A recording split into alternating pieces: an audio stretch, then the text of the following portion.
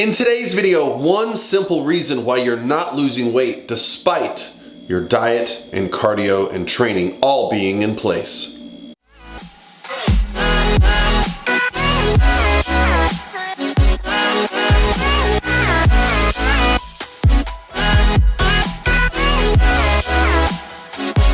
All by myself.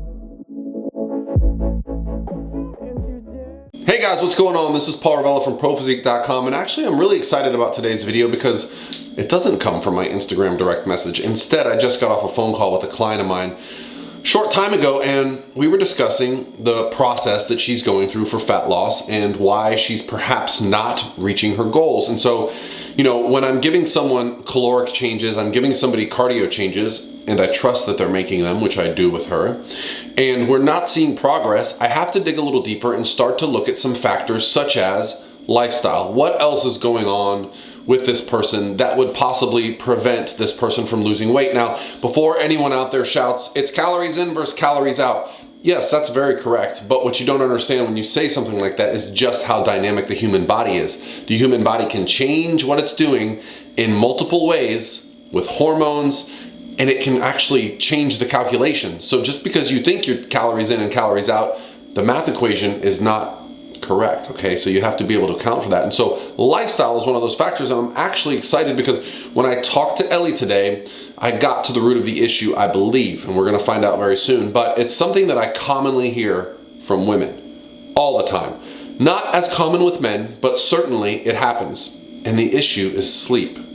So when I started to dig a little deeper with Ellie, I found out that, yeah, in fact, she really struggles with sleep, not getting much sleep at all. And this is a very similar issue to what my wife was going through a while ago when she was trying to get the weight off from having our second child. And, you know, I think a lot of women that I come across in like my coaching field and in life in general are just of the personality type that they don't sleep well. Their minds are super active right before bed, and they start to really think about all these scenarios. And especially with my wife, I would find that sometimes I would stop working at 1, 2 in the morning, and I would go into the bedroom and she would still be kind of tossing and turning. And it would confuse me as to why she wasn't in a deeper sleep state. Well, why did it confuse me?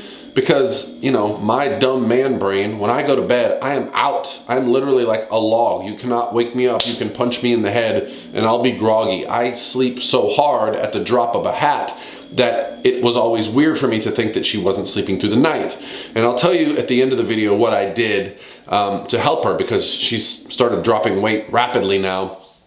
And I think it's because she's sleeping better. And I'll explain to you after I explain these studies what we're doing a little bit differently now and what I suggested for Ellie. So I actually found some really cool studies and some research that showed just what's going on with the human body. So when the human body, and I'll link the studies below, the first study was done in healthy men, about 19 healthy men, and then they put them through 2 separate scenarios. They checked their blood levels every 15, they checked blood hormone levels every 15 to 30 minutes while they slept during 2 different time periods. One, they would let them sleep for 8 hours, and the other, when they did the study again 4 weeks later, they would only let them sleep a little bit less than 4 hours a night for 3 consecutive nights. So what they found was that after 3 nights of basically less sleep, their body was keeping 15 to 30% more fatty acids in the bloodstream, okay? And what did this mean? Well, this meant that insulin was not able to regulate blood sugar. So you're basically becoming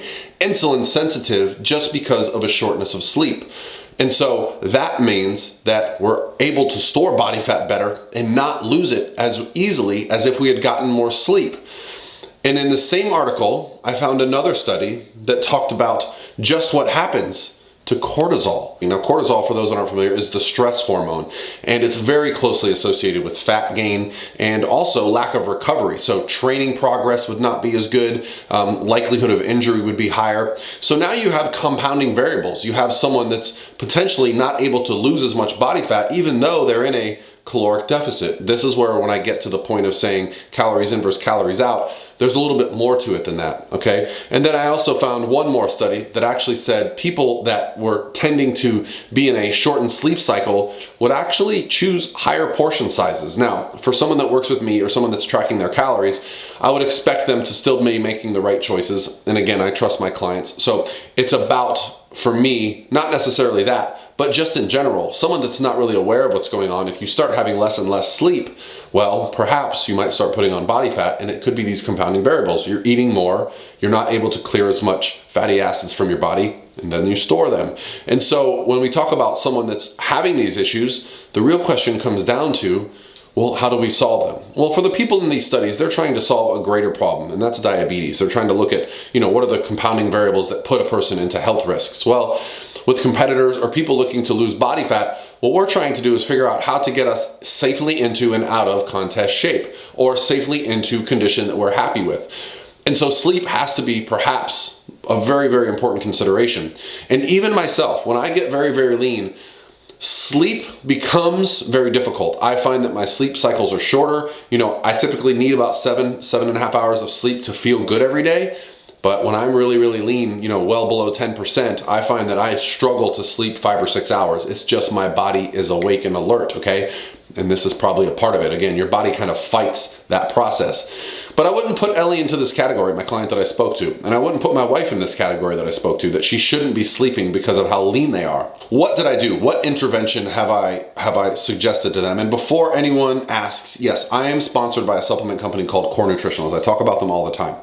So you can take this advice for what it's worth. But I'm going to talk about a supplement that I gave my wife, and she benefited, and it's exactly what I told Ellie to take. And in fact, I pretty much tell every client that I have to take this, and it's called Core Hard. Now, the ingredients that I feel are having the greatest impact in Core Hard, and the one that has the most research behind it related to this, reducing cortisol and improving sleep, would be ashwagandha, or the clinical name KSM-66. And so if you are someone who this sounds familiar, like you're tracking your diet, you're doing your cardio, you're doing your training, but you toss and turn throughout the night, you do not get into a deep sleep state, I would recommend trying to supplement with something like ashwagandha KSM-66, and specifically Core Hard, just because the formulation in it, I feel like there's multiple benefits. I did a video, I think 2 weeks ago at the Arnold, where I talked specifically about Core Hard and what benefit it has.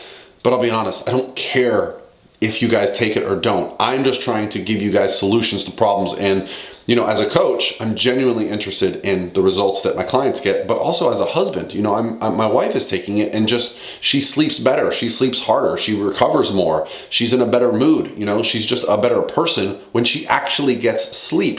And I notice myself when I do these trips and I travel and I don't get the same amount of sleep, I'm more susceptible to getting sick. When you're sick, you miss training sessions. So it's just a tumbling factor of problems that's created when you don't get enough sleep. And certainly, I think we can all talk about society as a whole right now, sleep is probably not a priority for many of us when we're talking about, income and stress and all the things that go into that. But trying to make it a priority, it's very important, as we can see from these studies, and just, feeling good every day. So hopefully this helps. That's my one real trick to weight loss, is start paying attention to sleep. And if you need an intervention that nothing else has really worked, I suggest you try a supplement like Core Hard or similar. All right, guys, I'm gonna put a discount code somewhere on the screen, maybe below. You can click a link and buy it, and give it a shot. And if it helps, I'd love to hear your comments below, or if you've taken Core Hard and noticed the benefit, please comment below and let me know what's going on with you guys. Have an awesome rest of your day, and I'll talk to you tomorrow.